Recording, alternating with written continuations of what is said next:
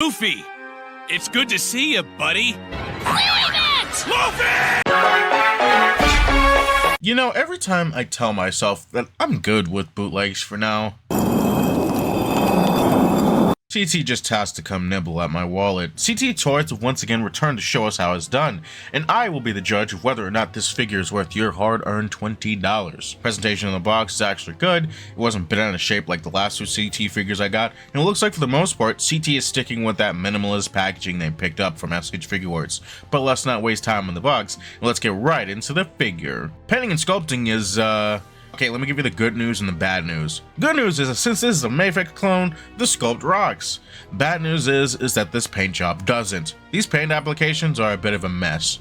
From afar, they don't look so bad. As a matter of fact, they're barely noticeable. But when you get up close and personal with the figure, you can definitely see that it could have benefited from a more delicate touch. Dare I say, this is the worst paint application CT Toys have had to offer, which even by their standards hasn't been all that bad. The back is pretty clean though, but you can tell the front got the worst of it. Aside from that, the figure actually looks really good. Most Miles Morales figures usually are modeled after his younger appearances like in the comics. If you can't tell, this version is a lot more jacked and buff than most of his interpretations. That's because this version of Miles is an adult, specifically the adult version that shows up in the Gwenpool comics. This Miles is from an alternate universe where Gwenpool showed up, decided to become a supervillain and ruin Miles' life by exposing his secret identity.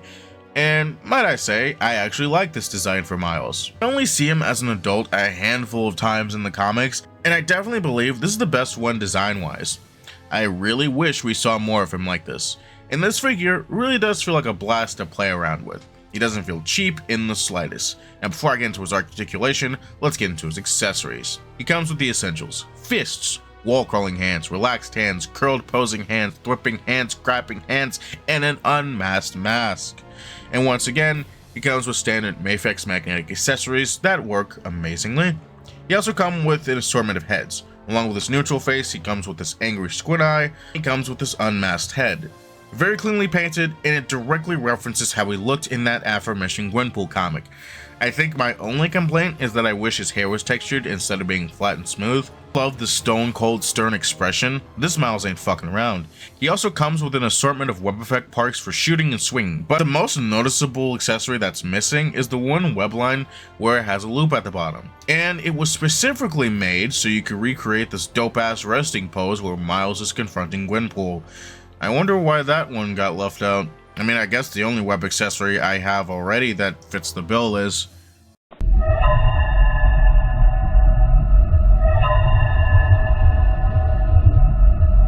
Oh dear lord, no. You know what, CT? You get a gold star out of me, because you actually gave me a use for this god-awful accessory. Now, hang on a cotton picking second. This figure actually shares the same articulation as the Mafex Venom. So if you saw that video already, it's literally just the same articulation. You don't really need me to do that. I think you'll be pleasantly surprised to know that there are absolutely zero things that need to be fixed about the CT Toys Mafex Miles, functionality-wise. Though the only QC issue my figure has is that the right arm at the upper elbow bend is very loose. So I did try to go in and put some sticky tack in the elbow to cover the difference, but it kind of looks tacky because, you know, it's blue. So if you do end up having this QC issue, don't do what I did. Even then, the arm is manageable. It's just really annoying when it keeps flopping around. The paint could use some touch-ups though, but that can be done by somebody who doesn't have my condition of faux Parkinson's. You'll be pleasantly surprised to learn that this CT figure stands at about 5.5 inches.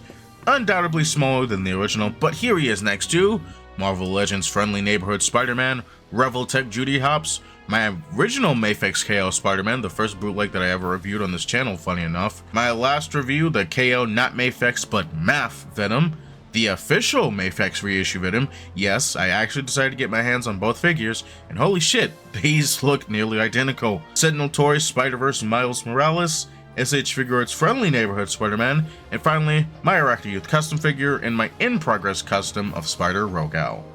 So, sweetie, why do I have big tits again? Is that normal? Oh, don't worry, the side effects are only temporary until she's done. Hey, I'm still right here, you know. Are you gonna put me back together or what?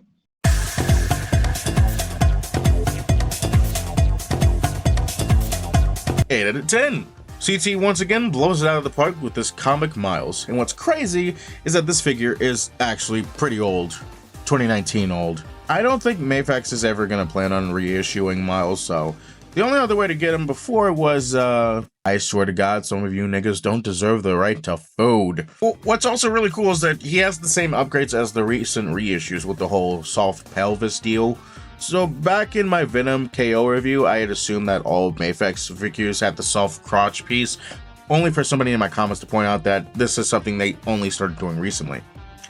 If you guys enjoyed the video, please leave a like, comment down below what your favorite part of the video was. Follow me on Instagram since I've been posting more figure photos on there. Links to support the channel will be down below, and I will see you all in the next one. See ya!